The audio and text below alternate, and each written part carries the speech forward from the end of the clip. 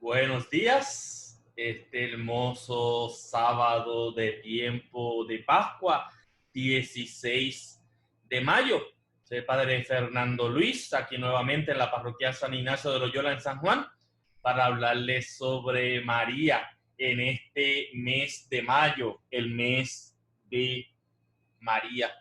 Para comenzar, utilizaremos esa oración que nos invitó el Papa Francisco para este mes de mayo a Nuestra Señora. En nombre del Padre, del Hijo, del Espíritu Santo. Amén. Oh María, tú resplandeces siempre en nuestro camino como un signo de salvación y esperanza. A ti nos encomendamos, salud de los enfermos, que al pie de la cruz fuiste asociada al dolor de Jesús, manteniendo firme tu fe. Tú, salvación del pueblo romano, sabes lo que necesitamos y estamos seguros de lo que concederás para que, como en Caná de Galilea, vuelvan la alegría y la fiesta después de esta prueba. Ayúdanos, Madre del Divino Amor, a conformarnos a la voluntad del Padre y hacer lo que Jesús nos dirá. El que tomó nuestros sufrimientos sobre sí mismo y se cargó de nuestros dolores para guiarnos a través de la cruz a la alegría de la resurrección. Amén. Bajo tu amparo nos acogemos, Santa Madre de Dios. No desprecies nuestras súplicas en las necesidades. Antes bien, líbranos de todo peligro, oh Virgen gloriosa y bendita. Y en el día de hoy, en el que comparto la noticia de que Puerto Rico tiene nuevo obispo en la diócesis del Yunque, la diócesis de Fajardo Humacao, y en tanto que ese nuevo obispo es carmelita. También en esta parte de esta oración quiero compartir el hermoso himno carmelitano, la flor del Carmelo. Virgen María, flor del Carmelo, viña florida, esplendor del cielo. Virgen fecunda y singular, oh Madre dulce, de varón no conocida, a los carmelitas proteja tu nombre, estrella del mar. Señor Dios, que llamaste a San Simón Stock, a quien la Virgen se le apareció para este anuncio del escapulario y cuya fiesta celebramos hoy. Dios, que llamaste a San Simón Stock a servirte en la familia de los hermanos de Santa María del Monte Carmelo. Concédenos por su intercesión vivir como Él, entregados siempre a tu servicio y cooperar a la salvación de los hombres. Amén. En nombre del Padre, del Hijo, del Espíritu Santo. Amén. Comparto no solamente la oración de Francisco, pero la flor del Carmelo y esta oración invocando a San Simón Stock, porque el nuevo obispo del Yunque, el nuevo obispo de la diócesis de Fajardo Humacao, es un carmelita. Y en este día en el que la familia carmelitana celebra la fiesta de San Simón Stock, ese general de la orden de los carmelitas que recibió la visión de María y que le entregó el escapulario, pues rezamos la flor del Carmelo y hacemos una oración para que Simón Stock interceda por nosotros.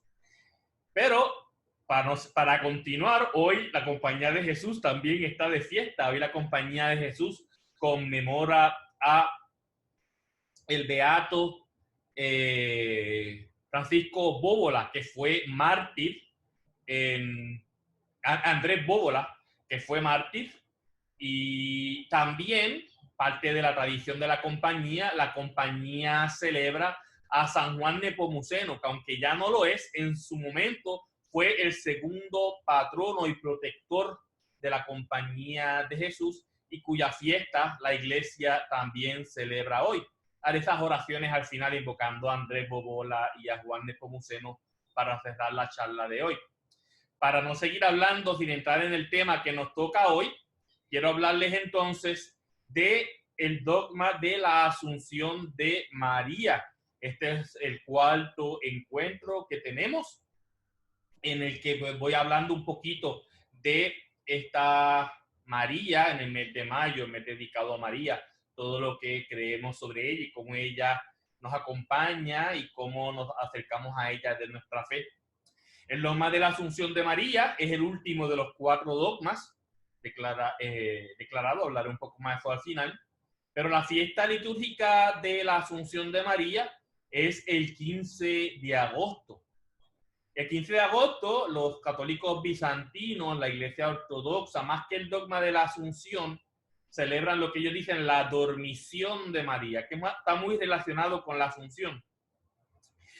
Y tanto en la Asunción como en la dormición conmemoramos la muerte, resurrección y glorificación de la Madre de Cristo.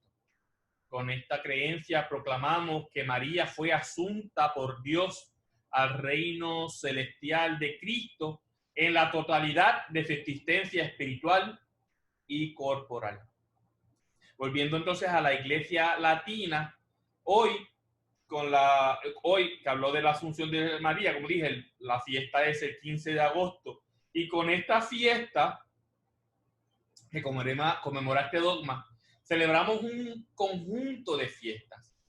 Los ortodoxos y los católicos bizantinos celebran la dormición el día 15, sin embargo, nosotros en la tradición latina, la dormición de María, ese momento en el que María o fue a dormir o murió.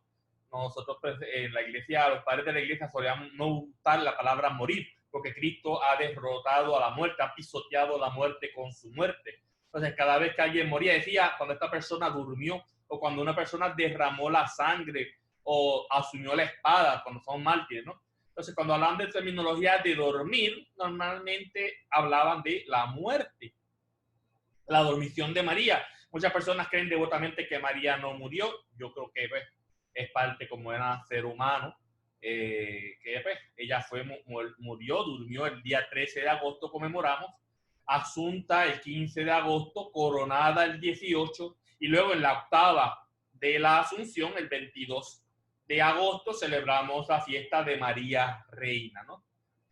Había hablado de María Reina Madre cuando hablé el primer día del dogma de María Madre de Dios.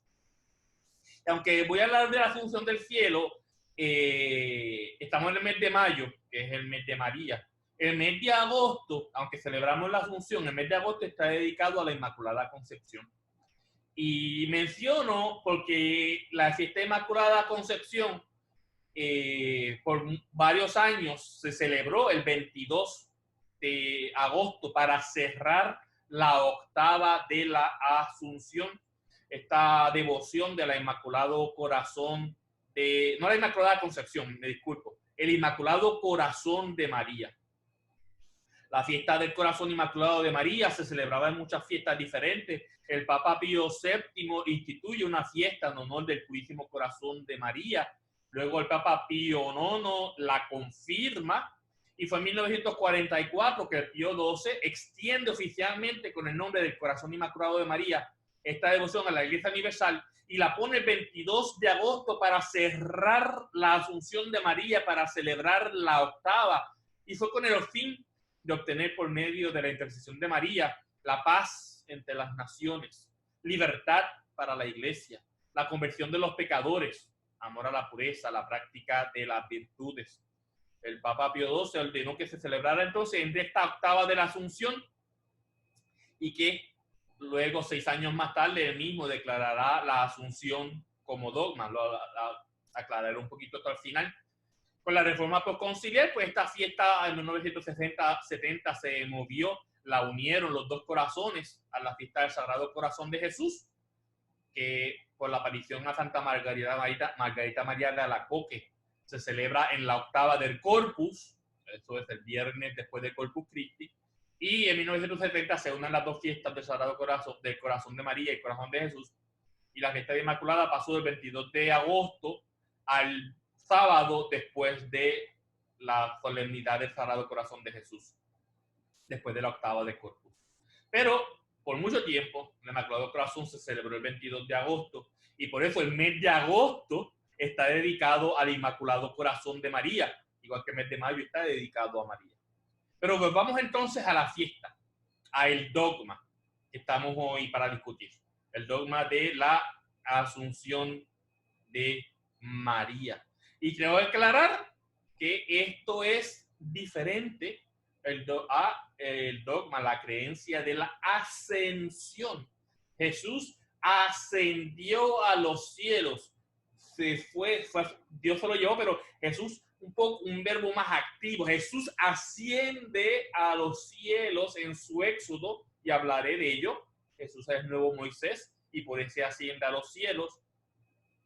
Mientras que pasivamente María es asunta al cielo, es llevada al cielo, pasivo. Jesús asciende al cielo, activo. María es asunta al cielo, pasivo. Y como los otros dogmas marianos, como todas las creencias marianas, la creencia de que María fue asunta al cielo está unida a la cristología, a lo que creemos de Jesús. Detrás del dogma de la Asunción se esconde el hecho de que creemos que de la misma forma que Jesús es el nuevo David, por lo que María es la reina madre, de la misma forma que creemos que Jesús es el nuevo Adán, por lo que María es la nueva Eva, decimos que Jesús es el nuevo Moisés. La ascensión de Jesús al cielo es el éxodo. Si Moisés tuvo un éxodo hacia Jerusalén, hacia la tierra prometida, Jesús tiene un éxodo desde la tierra prometida en la tierra hacia la tierra prometida en el cielo, ¿no? Entonces Jesús es el nuevo Moisés. Éxodo significa viaje. La idea de que Jesús es el nuevo Moisés la vemos claramente en la Biblia, especialmente en el relato de la transfiguración. En Lucas 9, 29, 31, voy a estar haciendo muchas referencias al Evangelio de Lucas, aunque las historias tengan paralelo en otros evangelios. Leemos: mientras oraba, su rostro cambió de aspecto, sus vestiduras se volvieron una blancura deslumbrante, y los dos hombres conversaban con él, Moisés y Elías, que aparecían revestidos de gloria. Aquí lo importante es cómo acaba esta frase. Verso 31. Y hablaban de la partida de Jesús que iba a cumplirse en Jerusalén. Hablaban del viaje de Jesús. Hablaban del éxodo de Jesús durante la transfiguración. Vemos también desde la Biblia la historia de la ascensión. En Lucas 24, 50, 51 leemos: después Jesús los llevó hasta las proximidades de Betania y elevando sus manos los bendijo, y mientras los bendecía se separó de ellos y fue llevado al cielo. Entonces la historia de Jesús como el nuevo Moisés está muy unido a un Moisés que fue el gran libertador de los judíos. Los libera de Egipto y los llega a la tierra prometida, Jerusalén. Jesús, el nuevo Moisés, nos libera no solamente a los judíos, sino a la iglesia, a toda la humanidad de la esclavitud del pecado, y nos lleva a la nueva Jerusalén, el cielo. Y en el dogma de la transfiguración, en la creencia de la transfiguración, en el pasaje, verso 31 de Lucas 9, Moisés, Elías y Jesús hablaban de su partida, y en el Lucas 24, 51, Jesús se separa y fue llevado al cielo, el éxodo de Jesús. Jesús es el nuevo Moisés. Otras ideas que fortalecen la idea de un Jesús como nuevo Moisés. Tenemos, por ejemplo, en Éxodo 34, 28, Éxodo 34, 28, Moisés estuvo con el Señor en el desierto 40 días y 40 noches sin comer ni beber. Y escribió sobre las tablas las palabras, la alianza del Señor, los 10 mandamientos. Moisés estuvo 40 días y 40 noches sin comer ni beber. Leemos entonces en Lucas 4, 1 a 2. Jesús, lleno del Espíritu Santo, regresó a las orillas del Jordán y fue conducido por el Espíritu al desierto, donde fue tentado por el demonio durante 40 días. No comió nada durante esos días y al cabo de ellos tuvo hambre. Moisés tuvo 40 días sin comer. Jesús estuvo 40 días sin comer. Continuamos. Moisés alimentó a los israelitas con el pan milagroso del cielo. En el Éxodo capítulo 16 tenemos la historia de cómo después que los israelitas se quejan de que tenían hambre, Moisés intercede ante Dios y Dios les concede el maná y las codornices. Pero el maná que viene del cielo, en el verso 4 leemos: entonces el Señor dijo a Moisés: yo haré caer pan para ustedes desde lo alto del cielo. Así los pondré a prueba para ver si caminan o no de acuerdo con mi ley. No le hace sentido la comunión. Y como dice Pablo, si no sigues la ley, si no vives el amor, puedes ser indigno de recibir el pan de Jesús, la Eucaristía. Bueno, Moisés nos alimenta el pan de Dios. Dios a través de Moisés o por intercesión de Moisés alimentó al pueblo con el pan del cielo. Y nos dice en el verso 7 del capítulo 16 de Éxodo: esta tal ustedes sabrán que han sido el Señor el que los ha hecho salir de Egipto. Por la mañana verán la gloria del Señor. El maná del cielo está unido a ver la gloria de Dios, igual que la Eucaristía. Y en el verso 15, Moisés explica: este es el pan que el Señor les ha dado como alimento. En la misa levantamos el cuerpo de Cristo. Este es el Cordero de Dios que quita el pecado del mundo. Moisés alimenta al pueblo con el pan milagroso. Jesús alimenta al pueblo con el pan milagroso. Aparte de la Eucaristía, también tenemos a un Jesús que alimenta a la multitud. Un pasaje, la multiplicación de los panes. Aunque en Marcos y Mateo hay dos multiplicaciones de los panes, la primera multiplicación de los panes está en los 4 evangelios. Leemos en Lucas 9, de 10 al 17. Al regresar los apóstoles contaron a Jesús todo lo que habían hecho. Él los llevó consigo, se retiró a solas con ellos. ¿Sabes, Zaida? Había una multitud que los siguió. Verso 12, al caer la tarde se acercaron los 12 y dijeron: despide a la multitud para que vayan los pueblos y caseríos alrededor de sus alrededores en busca de albergue y alimento, porque estamos en lugar desierto. Jesús les dice: denle ustedes de comer. Ahí hace la multiplicación de los panes, en la que comieron 5,000 hombres, sin contar hombres y mujeres y niños. Tomó 5 panes, 2 pescados, y todos comieron hasta saciarse. Se llenaron 12 canastas. En Éxodo, el Señor les manda que cada uno recoja lo que necesita para comer, hasta que cada familia tenga lo que necesita, ¿no? Todos quedaron saciados, ¿no? Pues Moisés alimentó a los israelitas con el pan milagroso. Jesús alimenta a la multitud con el pan milagroso. Jesús alimenta a la iglesia con la Eucaristía. Continuamos. Moisés establece una alianza con las 12 tribus. Leemos en Éxodo 24, 1 al 8, cuando Moisés baja de la montaña y trae las 2 tablas con los mandamientos, ¿no? Y ahí en el verso 3 del capítulo 24 de Éxodo, Moisés dice: estamos decididos a poner en práctica, el pueblo le dice a Moisés, estamos decididos a poner en práctica todas las palabras que ha dicho el Señor. Y Moisés consideró por escrito a las palabras del Señor, levantó un altar al pie de la montaña, erigió 12 piedras en representación de las 12 tribus de Israel. En el verso 5, ofrecieron holocaustos y molaron terneros al Señor en sacrificio de comunión. En el verso 7 dice: estamos resueltos a poner en práctica y obedecer a todo el Señor le ha dicho, el pueblo dice. Y Moisés finalmente en el verso 8, esta es la sangre, Moisés derramó sangre del cordero derramada. Esta es la sangre de la alianza que ahora el Señor hace con ustedes según lo establecido en estas cláusulas. Cuando el pueblo dijo que iba a obedecer los mandamientos de Dios, se sacrifican holocaustos de terneros en sacrificio de comunión. Moisés toma la mitad de la sangre, la pone en el recipiente y la otra mitad la derrama sobre el altar. Cuando el pueblo dice: seguiremos el mandamiento de Dios, Moisés dice: esta es la sangre de la alianza que hago con ustedes, el Señor hace con ustedes según lo establecido en estas cláusulas, ¿no?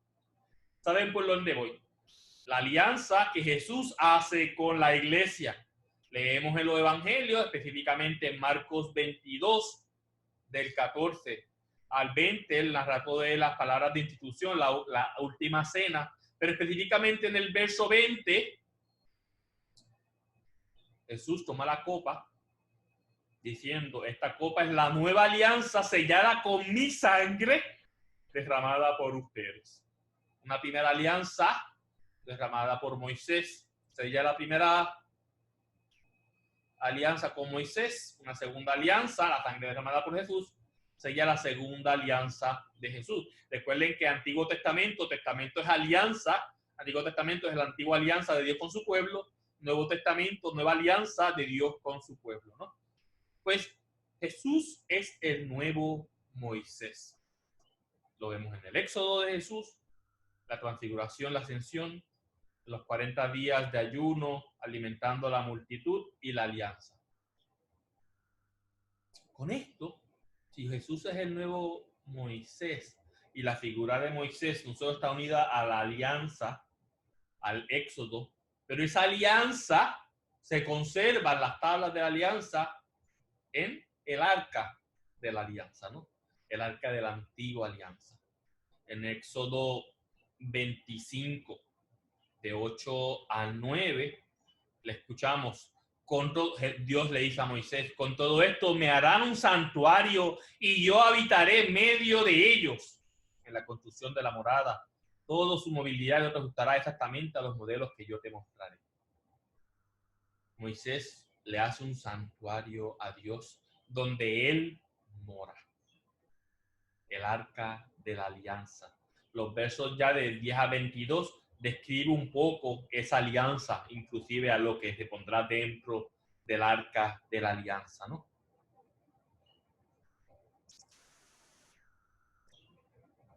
Bueno, en esta arca de la alianza está, bueno, vamos a leer el pasaje antes de, esta arca de la alianza bajó la gloria de Dios. Bueno, perdí mi hilo de argumentación. En esa arca de la alianza estaba la gloria de Dios, ¿no? Voy a adelantar un poco el hecho de que Dios escapó, la gloria de Dios en cierto momento dejó el arca, dejó el pueblo.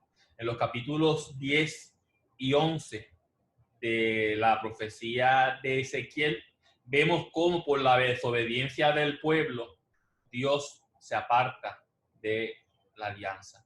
En verso 4 de Ezequiel 10:4, la gloria de Dios se elevó por encima del querubín, se dirigió hasta el umbral de la casa. Brincamos al verso 18. La gloria del Señor salió de encima del umbral y se detuvo sobre querubines. Brincamos al verso 19. Los querubines se detuvieron a la entrada de la puerta oriental de la casa y la gloria de Dios de Israel estaba sobre ellos en lo alto. Brincamos ahí. Poco a poco la gloria va alejándose. Brincamos al Éxodo capítulo 11, verso 22. Los querubines despejaron sus alas y la gloria de Dios estaba sobre ellos en lo alto. Y la gloria del Señor se elevó en medio de la ciudad y se detuvo sobre la montaña que está al oriente de la ciudad, etc. En Éxodo 10 y 11 vemos cómo la gloria de Dios fue dejando al pueblo. Y esto es importante porque voy a hablar de la gloria de Dios en el arca de la alianza y lo que eso significa. Pero que noten cómo, antes de entrar al arca de la alianza, esa gloria de Dios que eventualmente fue al arca de la alianza, en Éxodo 10 y 11 nos habla de cómo en Ezequiel, en 10 y 11, la gloria de Dios escapa y deja al pueblo. Muy bien. Si piensan en la película de Indiana Jones, del arca, la búsqueda del arca de la alianza, ¿no? Los protestantes, los hermanos separados, que no reconocen el segundo libro de Macabeo como libro inspirado, no saben lo que pasó con el arca de la alianza. Cuando leemos en la escritura, cuando los babilonios saquearon Jerusalén y se llevaron las cosas a Babilonia, el arca de la alianza no se menciona qué pasó con ellos. Nosotros como católicos, que tenemos el libro de Macabeo, segundo libro de Macabeo en nuestra Biblia, porque lo heredamos de la Septuaginta, que era la Biblia hebrea en griego.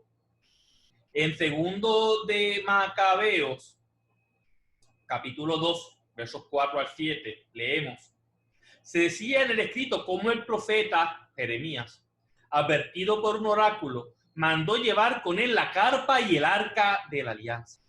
Y cómo partió hacia la montaña donde Moisés había subido para contemplar la herencia de Dios. Ese fue el monte Nebo. Hago un paréntesis. En Deuteronomio 34:4, por el pecado del pueblo y la duda de Moisés, la desobediencia, aunque Moisés guió al pueblo hacia la tierra prometida, a él se le previno de entrar en el pueblo. En Deuteronomio 34:4, Dios lo lleva a la cima del monte Nebo para que vea. Y leemos ahí: esta es la tierra que prometí con juramento a Abraham, a Isaac y a Jacob, cuando les dije, yo les daré a sus descendientes. Yo se las daré a sus descendientes. Te he dejado verla con tus propios ojos, pero tú no entrabas en ella, ¿no? Ahí donde Moisés pudo ver la tierra prometida, pero no pudo entrar. Pues ese monte Nebo, leemos en Segunda de Macabeos, cómo Jeremías partió hacia la montaña donde Moisés había subido para contemplar la herencia de Dios, llevando la carpa y el arca. Al llegar, encontró una caverna. Allí introdujo la carpa y el arca y el altar del incienso y clausuró la entrada.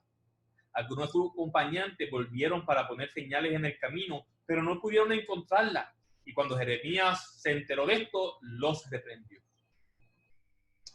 Los protestantes dicen que el arca se perdió. No sabemos lo que pasó. No tienen el libro de Macabeos.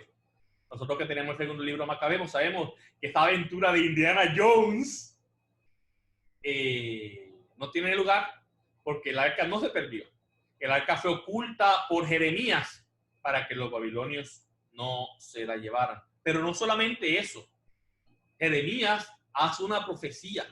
El arca reaparecerá.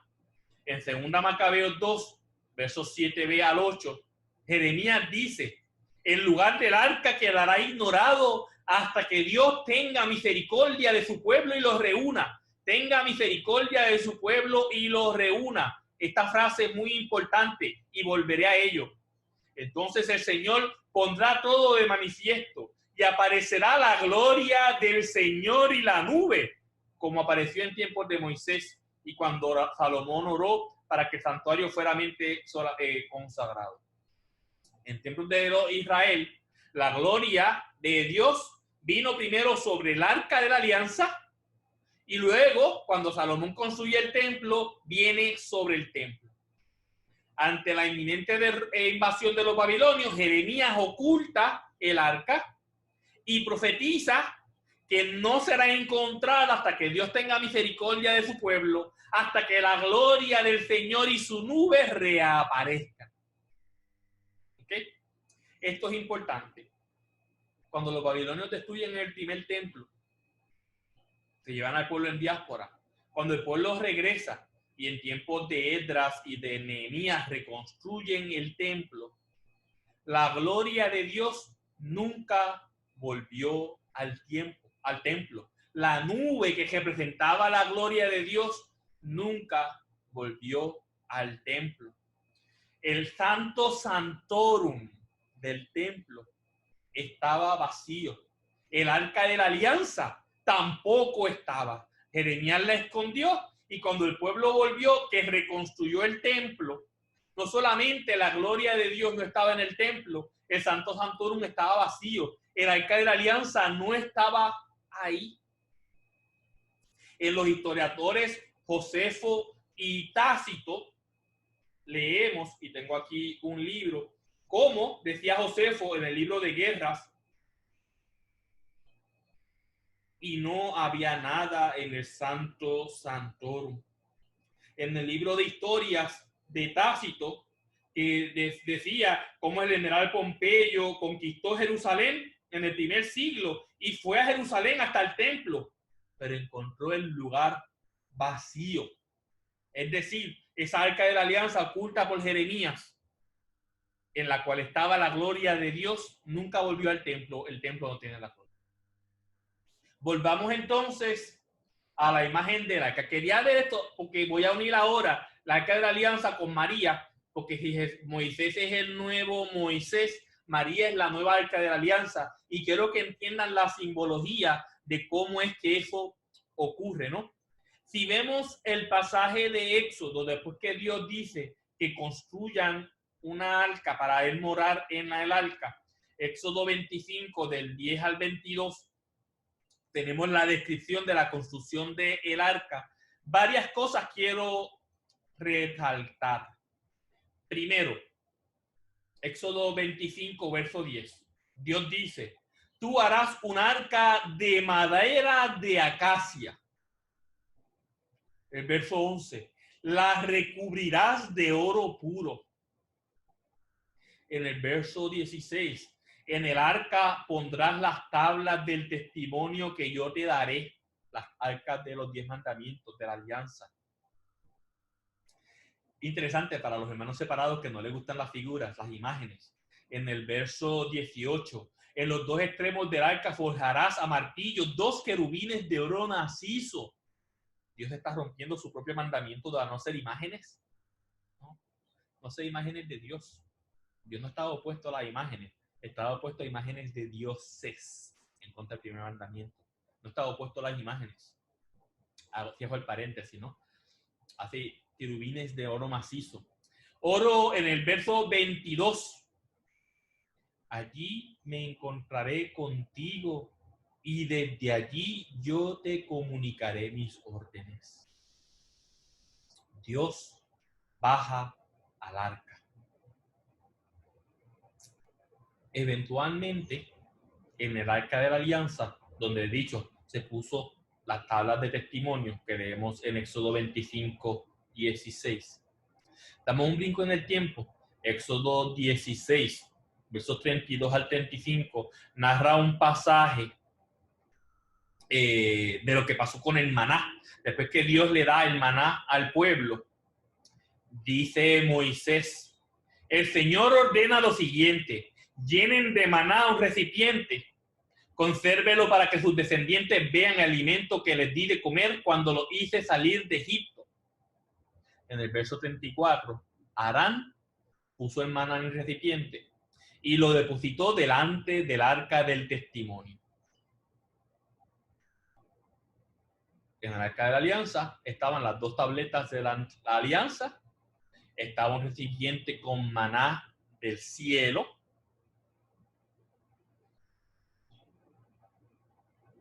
y aquí digo, los israelitas, el verso 25, los israelitas comieron el maná durante 40 años hasta que llegaron a la región habitada. Se alimentaron hasta su llegada a los límites de Canaán.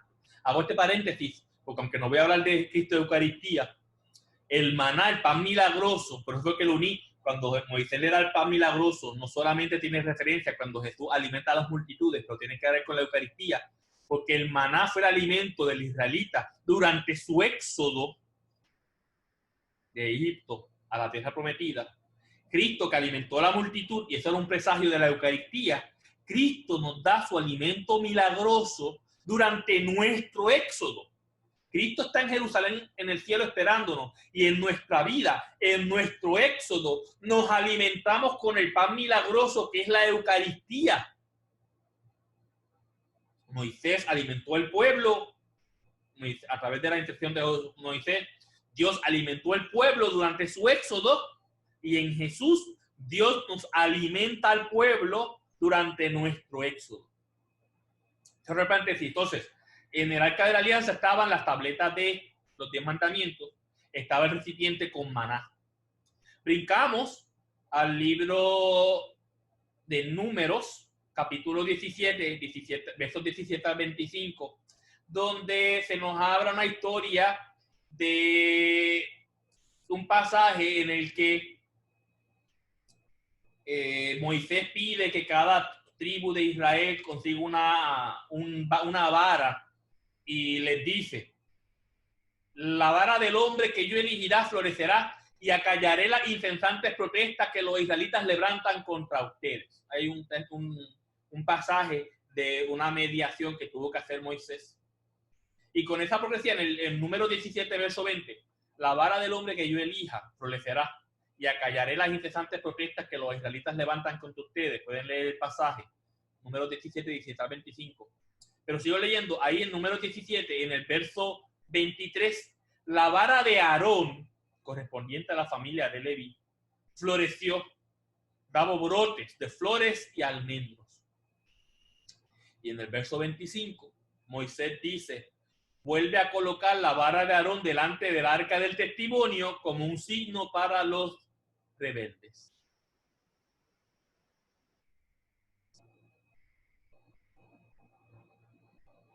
En el arca de la alianza estaban las dos tabletas de la alianza, el recipiente con maná y la vara de Aarón que floreció. Pero entonces sigo hablando, ya sabemos lo que hay en el arca. Pero cuando les hablaba de la gloria de Dios, después que Moisés hace el arca, le hace una pequeña carpa donde depositan el arca. En Éxodo 40, 21 leemos, entonces condujo el arca hasta el interior de la morada, donde esa carpa que hizo Moisés. Pero luego, en versos 33 al 38, nos habla de cómo Dios vino sobre el arca de la alianza. En el verso 34, la nube del Señor cubrió la carpa del encuentro y la gloria del Señor llenó la morada. Verso 35. Moisés no podía entrar en el carpa del encuentro porque la nube se había instalado sobre ella y la gloria del Señor llenaba la morada. Cuando decimos aquí, la nube se había instalado sobre ella y la gloria del Señor llenaba la morada, ahí hay un verbo griego que cada vez que el Señor, que Dios posaba su sombra o su nube, posaba su sombra donde el pueblo, sobre el templo, sobre la alianza, hay un verbo en griego que solo se usa en ese contexto y volveré a ello. Pero aquí, en Éxodo 40, como Dios puso su sombra, su gloria sobre la morada. Verso 36, cuando la nube se alzaba, los israelitas levantaban campamento. Dios acompañó al pueblo, estando en el arca de la alianza, sobre el arca. Cuando la nube se alejaba, los israelitas caminaban. Cuando Dios venía, los israelitas esperaban hasta que la nube se moviese. No se movían mientras la nube estaba sobre el arca, ¿no?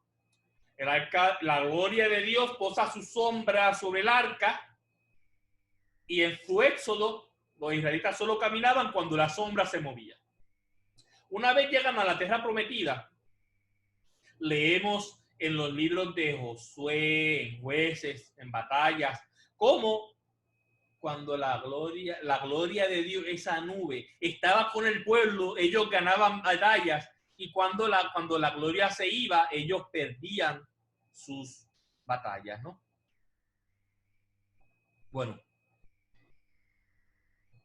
volvemos entonces a la descripción de el arca. Empiezo a hacer conexiones. El arca en la que está la gloria de Dios, iba a estar la gloria de Dios cuando Moisés la construye, que sea de madera de acacia. Es una madera incorruptible en griego. En griego, la traducción en griego es madera incorruptible. Éxodo 25, 25. Como María, libre de pecado, incorrupta.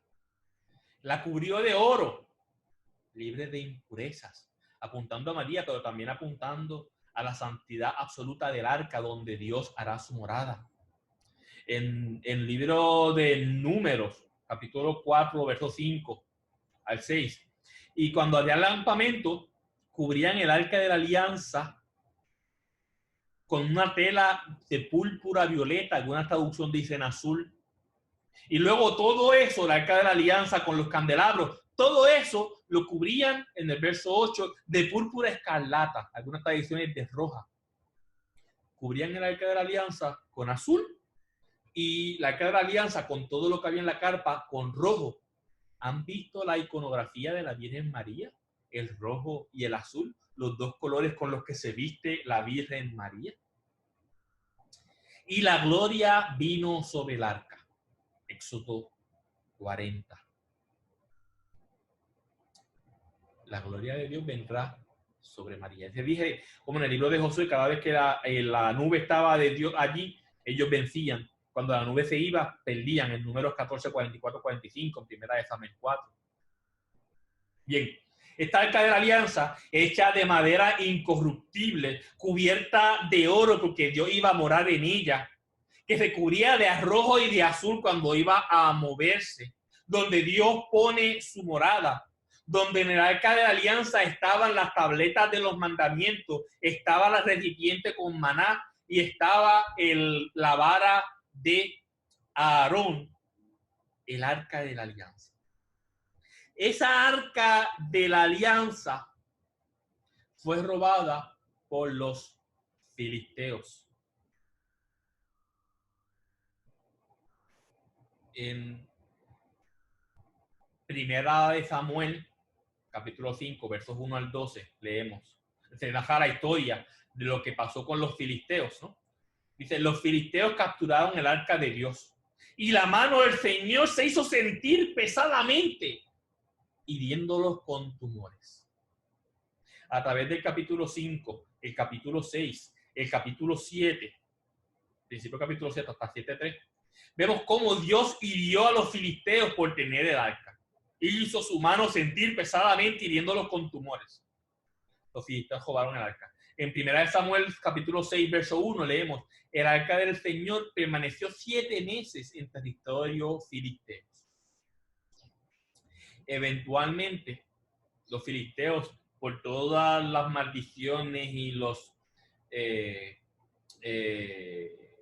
las maldiciones que estaban sufriendo, deciden regresar el arca a los israelitas. En verso 6, en 1 Samuel 6, 1 al 14, se nos narra una vez los filisteos regresan el arca de la alianza a los israelitas. En 2 de Samuel del capítulo 6, del 1 al 14, se nos narra cómo regresa el arca de la alianza a Jerusalén. Y voy a fijarme en ciertos versos de ese pasaje. En el verso 2, subir de Balá de Judá, o sea, subir el arca de Dios hacia Jerusalén. Brinco en el tiempo. En el verso 6, cuando llegaron a la era de Nacón, hablan de este personaje llamado Uzá. Uzá extendió su mano hacia el arca de Dios y la sostuvo porque los bueyes habían resbalado, se iban a caer. Y Uzá, para que el arca de la alianza no se cayera, porque era santa, toca el arca. El verso 7. La ira del Señor se encendió contra Uzá. Dios lo hirió allí mismo y murió junto al arca de Dios. El arca de la alianza era santa, no se tocaba.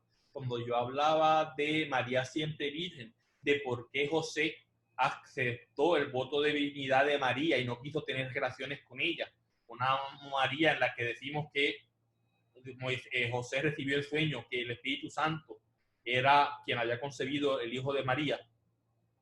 Si José concebía a María como santa, como una arca de la alianza, los judíos conocían. Nosotros los cristianos no conocemos muy bien el pasaje del arca de la alianza en el Antiguo Testamento, pero los judíos lo conocían muy bien. José sabía que el arca de la alianza es sagrada, que no se toca.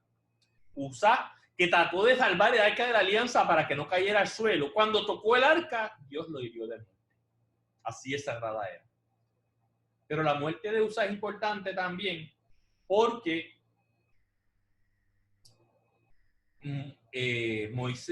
David tuvo miedo cuando escuchó que Uzá había muerto. David tuvo miedo del Señor. En el verso 9 dice, ¿cómo va a entrar en mi casa el arca del Señor? Sigo leyendo. Verso 11. El arca del Señor permaneció 3 meses en la casa de Obededón de Gat. Continuó leyendo. El Señor bendijo a Obededón y a toda su familia. Todo eso en el verso 11. En el verso 12. El Señor ha bendecido a la familia de Obededón y todos sus bienes a causa del arca de Dios. En el verso 12, la última mitad. David hizo subir el arca de Dios desde la casa de Obededón hacia la ciudad de David, Jerusalén, con gran alegría. en el verso 13. David iba danzando con todas sus fuerzas delante del Señor. ¿Okay? Y de la misma forma que una vez Moisés construye el arca de la alianza, y en Éxodo 40 leemos como la gloria de Dios, la nube de Dios posó su sombra sobre el arca de la alianza, y la gloria de Dios vino a morar en el arca. David introduce el arca de la alianza en Jerusalén. Su hijo Salomón construye el templo. En Primera de Reyes 8, versos 10 al 13, mientras los sacerdotes salían del santo, la nube llenó la casa del Señor. En el verso 12, el Señor ha decidido habitar en la nube oscura. Yo te he construido una casa de tu señorío, un lugar donde habitarás para siempre. La gloria de Dios primero vino sobre el arca de la alianza. Una vez el arca entra en Jerusalén, se construye el templo. La gloria de Dios viene sobre el templo. Como cristianos, como dije, no conocemos muy bien la historia de David. Sabemos quién es David, sabemos la historia de Goliat, que fue el rey, que Jesús es el nuevo David, que por David Jesús es Mesías. Pero las historias de David quizás no las leemos tanto. Esta historia de cómo el arca de la alianza entró en Jerusalén era muy conocida por los judíos. Era esencial. El arca de Dios entró en la ciudad de la tierra prometida. Un pasaje muy importante y reconocido por todos los judíos. Y esto es importante porque recuerden que la primera iglesia fue judía. Jesús era judío, vino a predicarle a los judíos. Vino a completar la alianza que Dios había hecho con los judíos.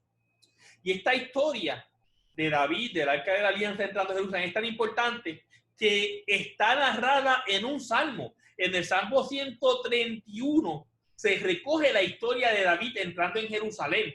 En el verso 1, acuérdate, Señor, en favor de David. En el verso 3, no entraré bajo el techo de mi casa, ni me acostaré en mi propio lecho. No daré descanso a mis ojos, ni reposo a mis párpados, hasta que encuentre un lugar para el Señor, una morada para el fuerte de Jacob. Así David hizo que la alianza entre el arca entrara en Jerusalén. Luego Salomón reconstruirá el templo. En el verso 8 del Salmo 121, levántate, Señor, entra en el lugar de tu reposo, tú y tu arca poderosa. Dios y su arca entran en el templo. En el Salmo 131 brincamos al verso 13, porque el Señor eligió a Sión, a Jerusalén, y la deseó para que fuese su morada. Verso 14, este es mi reposo para siempre, aquí habitaré porque lo he deseado. Entonces, el arca de la alianza era muy sagrada, no se podía tocar, la gloria de Dios estaba sobre la carpa donde estaba el arca, y luego donde se depositó el arca en el templo, la gloria de Dios, su sombra, estuvo sobre el templo. Y vuelvo a como comencé. Esta gloria que bajó sobre el arca de la alianza primero, que bajó sobre el templo. Dije que leía en Ezequiel 10, no sé si Ezequiel, ahí está mi nota, puse, no sé si es Z o X, me equivoqué en mi nota, o Ezequiel 10 y 11 o Éxodo 10 y 11, me parece que es Ezequiel, pero puede que sea 10. Ezequiel, perdóname, en Ezequiel, no es Éxodo, sí, en Ezequiel capítulo 10 y capítulo 11, profeta de Ezequiel 10 y 11, como la gloria de Dios ante la posible inminente invasión de los babilonios, la gloria de Dios fue escapando del pueblo de Jerusalén y se fue. Y cuando Jeremías esconde el arca, profetiza que nadie verá el arca hasta que Dios vuelva a tener misericordia de su pueblo, hasta que su gloria y su nube vuelva sobre el pueblo. Aquí vamos entonces a la Virgen María como nueva arca de la alianza.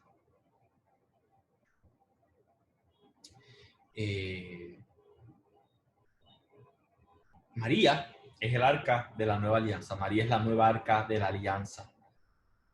Y eso está visto en la iglesia primitiva. Mencionaré en algún momento los pasajes. Pero vámonos, antes de hablar de los padres de la iglesia, vámonos a la Biblia. Veamos el pasaje de la Anunciación. Lucas 1 y específicamente el verso 35.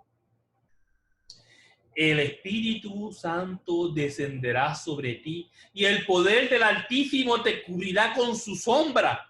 Por eso el niño será santo y será llamado Hijo de Dios.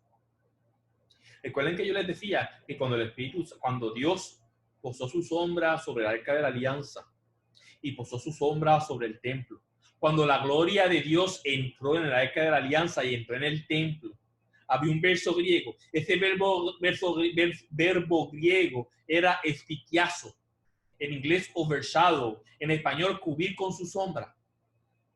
En el único lugar en el Antiguo Testamento donde el verbo espiquiazo es usado es cuando la sombra de Dios cubre el arca de la alianza o el templo. Cuando la gloria de Dios viene sobre el arca de alianza y sobre el templo. Lucas, que leía el Antiguo Testamento en griego, que sabía espiquiazo, usa espiquiazo aquí. El Espíritu Santo descenderá sobre ti y el poder del Altísimo te cubrirá con su sombra. Espiquiazo. La nueva morada de Dios. El regreso de la nube de Jeremías, que leemos en el segundo libro de Macabeos. La gloria de Dios ha puesto sobre María.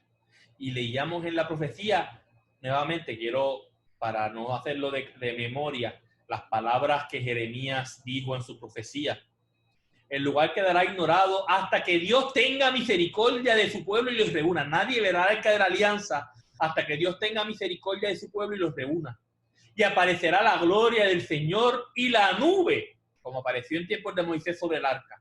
Y de Salomón, el santuario fuera consagrado solemnemente. La profecía de Jeremías, en el segundo libro de Macabeo, es que el arca de la alianza no sería vista hasta que la misericordia de Dios volviera a su pueblo, hasta que Dios volviera a posar su sombra, como lo hizo en tiempos de Moisés sobre el arca y en tiempos de Salomón sobre el templo. Y Lucas usa el mismo verbo para cuando la gloria de Dios, la nube de Dios, se posó sobre María.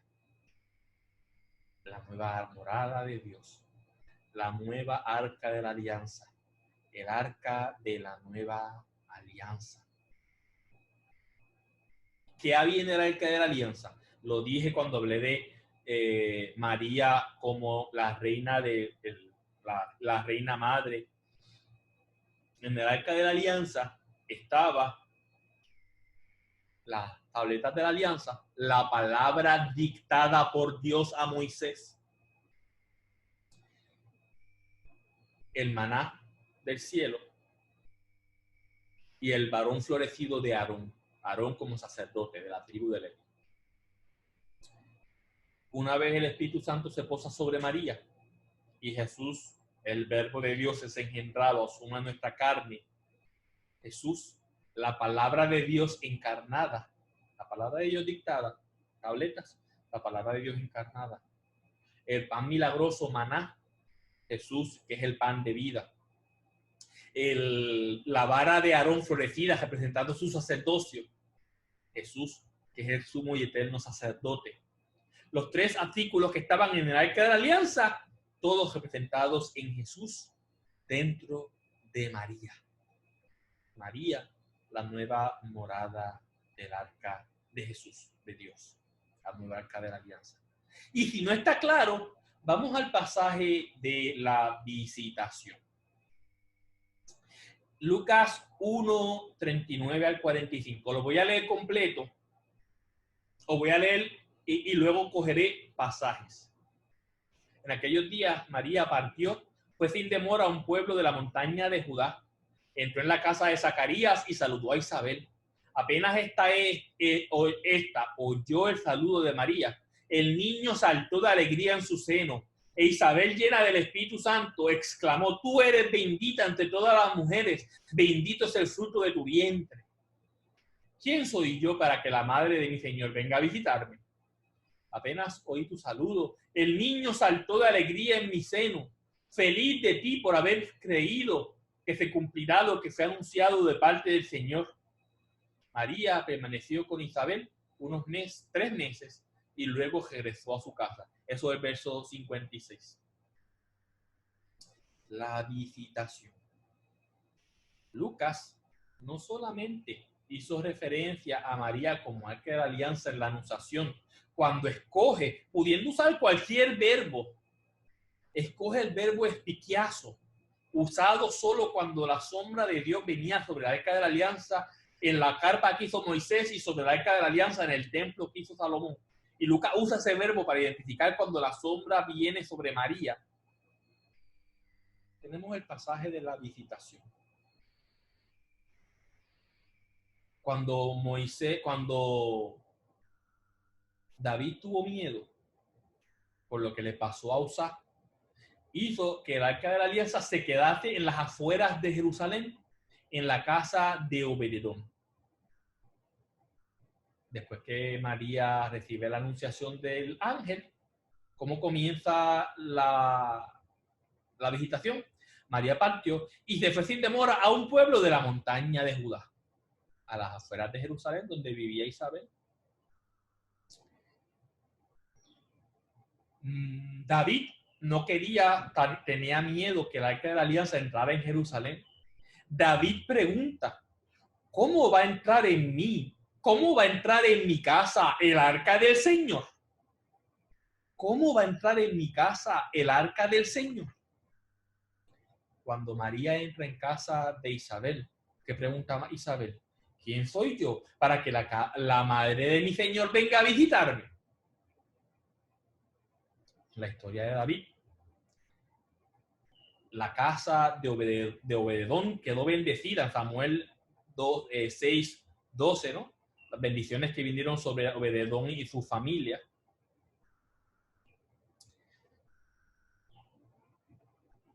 En la visitación, Isabel dice: tú eres bendita entre todas las mujeres, bendito es el fruto de tu vientre. En el pasaje de David, llegó el arca a Jerusalén y David se puso a bailar de alegría. En la visitación, dice Isabel, apenas se oyó el saludo de María, el niño saltó de alegría en su seno. Apenas oí tu saludo, el niño saltó de alegría en mi seno.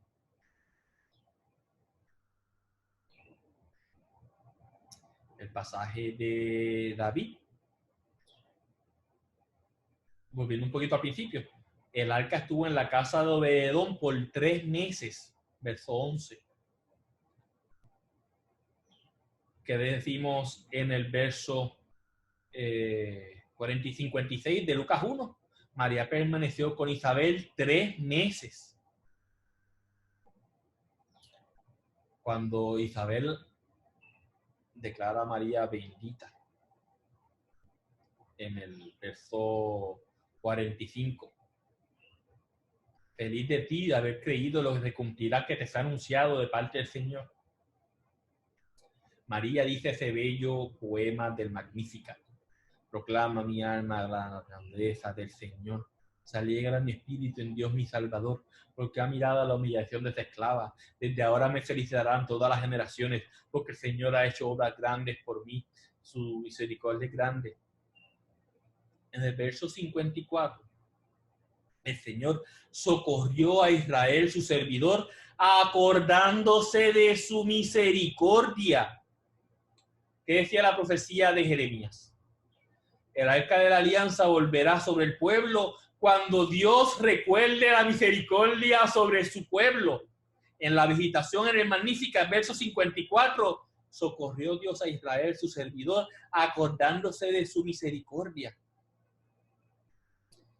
Lucas está dándonos a entender que María era el nuevo la nueva arca de la alianza, el arca de la nueva alianza.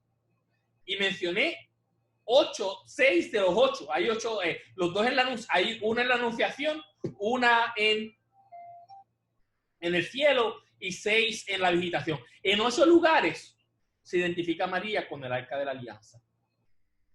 Nuevamente, el arca estuvo fuera de Jerusalén 3 meses en casa de Obed-Edom. María estuvo en casa de su prima a las afueras de Judá 3 meses. David dice, ¿cómo entrará el arca en la casa de mi Señor? ¿Cómo va a entrar en mi casa el arca del Señor? Isabel dice, ¿quién soy yo para que la madre de mi Señor venga a visitarme? La casa de David fue bendecida. Isabel dice, bendita entre las mujeres, bendito el fruto de tu vientre. David bailaba de alegría. Tan pronto María entró, el niño saltó de alegría. La gloria de Dios vino sobre el arca, estaba sobre el arca y sobre el templo. La gloria de Dios vino sobre María en la anunciación, cuando Dios se acordó de su misericordia. Pero no queda aquí. Vamos al libro de Apocalipsis. Al libro de Apocalipsis tengo que hacer una aclaración. La Biblia, cuando se escribe tanto en hebreo como cuando se traduce al griego, no tenía números de capítulos ni versos. Los capítulos no se le añaden a la Biblia hasta el siglo XIII. Se compila en el siglo IV, pero no se le pone capítulos hasta el siglo XIII. Y a la Biblia no se le ponen versos hasta el siglo XVI. Porque esto es importante. Porque en el capítulo 11 de Apocalipsis, el verso 19 y siguiente, se corta, comienza el capítulo 12. Eso es una división arbitraria que ocurrió en el siglo XIII. Cuando se escribió el Evangelio no había capítulos. Cuando los primeros cristianos leían el Evangelio, el verso final del capítulo 11 no estaba separado del capítulo 12. Era una sola lectura. El verso 11, el verso 19 y siguiente del capítulo 11 introducía lo que luego ocurre en el capítulo 12. ¿Por qué dice eso? ¿Por qué digo esto? Por lo que pasará. El Santo Santorum en el templo donde estaba la Arca de la Alianza. Bueno, el Santo Santorum es el cielo. Leemos entonces, vamos a ir al pasaje. Apocalipsis 11, verso 19 y siguientes, hasta Apocalipsis 12:2. En ese momento se abrió el templo de Dios que está en el cielo y quedó a la vista el arca de la alianza. Y hubo rayos, voces, truenos, temblor de tierra y cayó una fuerte granizada. Y apareció en el cielo un gran signo, una mujer revestida de sol con la luna bajo sus pies y una corona de 12 estrellas en su cabeza. Estaba embarazada y gritaba de dolor porque iba a dar a luz. Nuevamente, todo esto es una historia. Escrito en griego, en Lucas, por Juan, a finales del siglo I. Se abrió en el templo del cielo, el templo de la tierra, el Santo Santorum, donde estaba la Arca de la Alianza. Pues el nuevo Santo Santorum es el cielo. Se abrió el cielo y el templo de Dios que estaba en el cielo quedó a la vista, el Arca de la Alianza. E inmediatamente aparece en el cielo el gran signo, la mujer revestida de sol. El nuevo templo de Dios es el cielo, el Santo Santorum. Y en el Santo Santorum está el Arca de la Alianza, está el Arca de la Nueva Alianza, está la mujer revestida de sol. Hay algunos que, como bien expliqué cuando hablaba del dogma de la Inmaculada, no aceptan que María, sí, que esta mujer en el cielo sea María, se van con un significado, una simbología más general. Ese dragón representa a los reyes malignos que perseguían a la iglesia. Ese niño que nace de la mujer representa al pueblo de Dios y la mujer representa a la iglesia. Y esa interpretación no está incorrecta, sí, pero no es la única. Y de la misma forma que ese pasaje de Apocalipsis se puede leer en forma general, también puede leerse en forma específica, donde hablando de ese dragón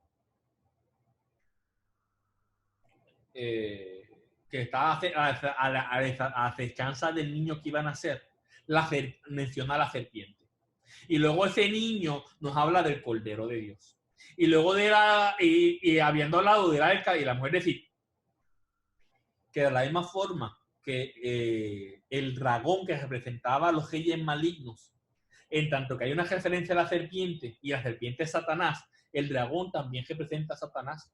De la misma forma que el niño que iba a nacer de la mujer del cielo representaba al pueblo de Dios, ese niño es llamado luego Cordero de Dios. Por lo tanto, también es Jesús, el niño representa a Jesús.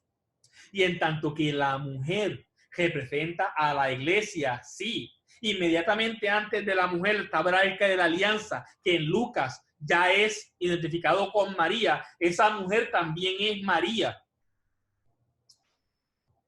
En Apocalipsis, María también es representada como el arca de la alianza. Y el arca de la alianza, la mujer está en el cielo. Está en el templo de Dios que está en el cielo.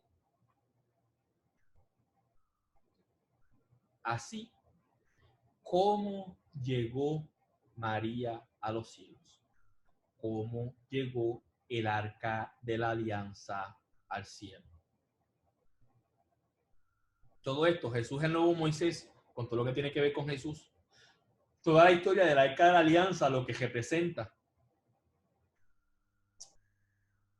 y cómo las uniones que hacen Lucas en la anunciación en la visitación y Juan en Apocalipsis, María como nueva arca de la alianza.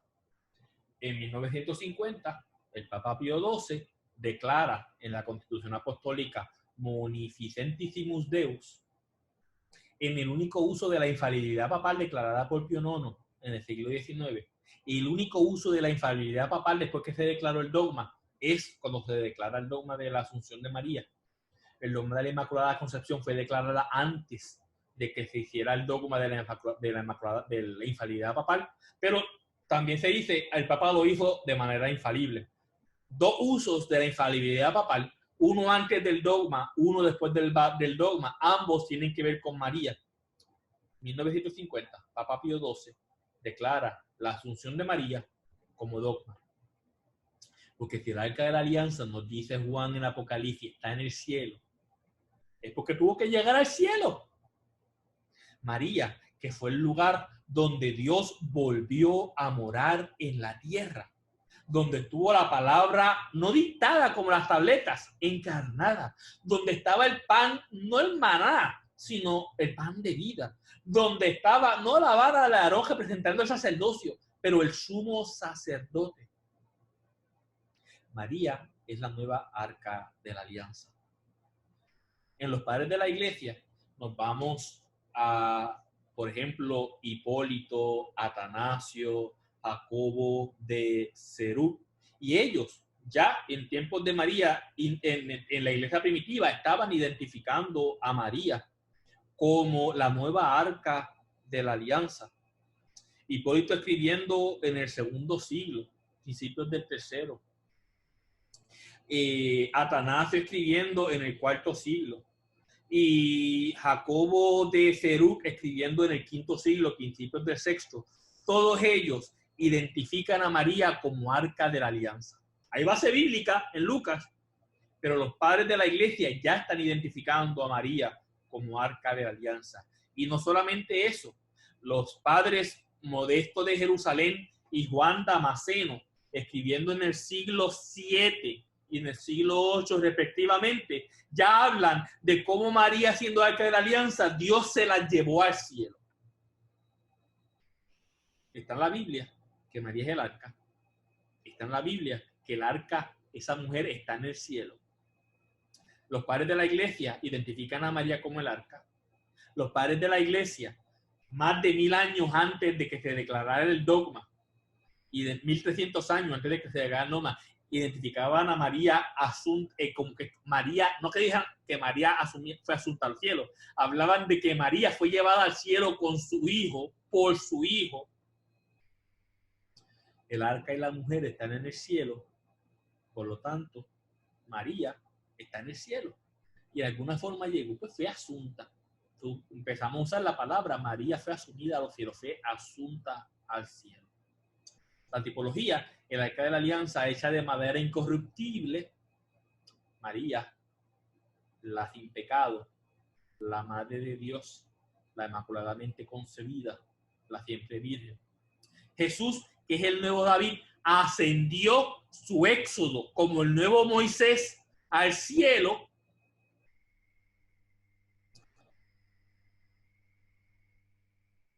Perdón, Jesús, que es el nuevo David, ascendió al cielo. Ese Jesús, que también es el nuevo Moisés, en su éxodo al cielo, se llevó consigo a su madre. El nuevo David se llevó a la nueva arca de la alianza, a la Jerusalén celestial, para que estuviesen nuevamente en el templo. Nuevamente, Jesús, el nuevo David, ascendió su éxodo como el nuevo Moisés. Y David se llevó a su madre, la nueva arca de la alianza, la reina madre, a la Jerusalén celestial, para que estuviese nuevamente en el templo del cielo. Así, si en la creencia, en el dogma de la ascensión de Jesús, celebramos que el hecho de que un cuerpo humano en carne es llevado al cielo, que la palabra que se hizo carne, hizo su morada entre nosotros, en la encarnación regresó al Padre, que la segunda persona de la Trinidad, que quedó por toda la eternidad, ahora en Dios, en la Trinidad, en el corazón de la eternidad de Dios, está Jesús en cuerpo humano, en tanto que ascendió a los cielos. Y todos nosotros en Cristo hemos sido bautizados, hemos hecho muertos, resucitados en Cristo. Todos nosotros somos una sola creación. Nosotros ahora estamos también con Cristo en presencia de Dios. Todo esto es lo que gira alrededor del dogma de la ascensión, que hablaremos la semana que viene cuando lo celebremos litúrgicamente. En el dogma de la asunción de María, lo que vemos es el signo de esta resurrección prometida a cada uno de nosotros. Todos nosotros también seremos llevados al cielo. Todos nosotros también somos templos del Espíritu Santo. Todos nosotros resucitaremos y ascenderemos al cielo. No solo Jesús resucitó y ascendió por nosotros, sino también para nosotros, para que también nosotros pudiésemos al cielo. Jesús resucita y asciende y nosotros resucitaremos y ascenderemos o seremos asuntos. Y el presagio, la primera, es María, que muere, resucita y fue asunta al cielo. Termino, antes de la oración final, con una anécdota que tiene la iglesia primitiva. Dicen ellos que cuando María estaba a punto de morir, convocó a todos los apóstoles para compartir con ellos unas últimas palabras sobre Jesús. Supuestamente todos volaron en nubes desde el lugar que se encontraban, de Éfeso a Jerusalén, etc. A Éfeso, Jerusalén. No sabemos si María fue asunta al cielo desde Éfeso o desde Jerusalén. Hay dos historias diferentes. Pero todos los apóstoles se convocaron en el lugar donde vivía María. Pero dice esta anécdota que todos llegaron menos Tomás, que siempre está perdido. Que cuando Tomás llegó, ya María había dormido y María estaba en su tumba. Y dice esta anécdota de la tradición que pues, en lo que María ya estaba muerta, Tomás quiso darle respeto, sus respetos a María, y fue a la tumba. Y en presencia de Tomás, María fue asunta al cielo. Tomás siendo el único testigo. Ese Tomás que fue el que dudó de la resurrección. El nudo de la duda creado en Tomás es desatado por María la devoción de María de Satanudo, tan favorecida por el Papa Francisco. La duda de Tomás en la resurrección es desatada por María y le toca entonces a Tomás decirle a todos los compañeros que María había sido asunta al cielo. Se invierten los roles. Ahora Tomás es el testigo. A los 11, a los 10, a los 11, cuando los 11 habían sido testigos a Tomás. Y como señal, María le deja un símbolo, una faja a Tomás como prueba de esto. Ese símbolo donde estaban los nudos. La duda de Tomás fue uno de los nudos desatados por María de Satanudos. Y Tomás, nos dice la tradición, a través de esta anécdota, es el único testigo de la María asunta al cielo. Y así lo comunicó a los apóstoles. Y así en la tradición, escritos en paredes de la iglesia, etcétera, no es bíblico, pero escritos en paredes de la iglesia, nos llega la idea de que María fue asunta al cielo. Espero que este ir para atrás y para adelante no les haya confundido, pero el dogma de la Asunción de María está unida a la idea de que si Jesús fue el nuevo Moisés, María es la nueva arca de la alianza, y esta nueva arca de la alianza está en el cielo. Y de alguna forma llegó allá. De alguna forma esa mujer en el cielo llegó allá. Y esa mujer es María, que fue asunta al cielo, fue llevada al cielo. Quiera usar el verbo de asunción, quiera usar cualquier verbo, fue llevada al cielo. Termino entonces, como dije al principio, invocando oraciones. Primero, la oración a Juan Nepomuceno, segundo patrono de la compañía históricamente. Señor, tú que otorgaste a San Juan Nepomuceno valor para morir y no ceder ante las persecuciones, concédenos su fortaleza para callar por tu amor cuanto pueda lastimar al prójimo. Que no sean tan bonitas. Pero también nos encomendamos a las oraciones de Andrés Bóbola.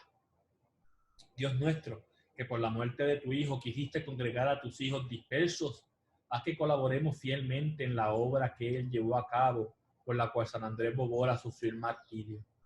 Con nuestro Señor Jesucristo, tu Hijo, que contigo vive y reina en la unidad del Espíritu Santo y es Dios por los siglos de los siglos.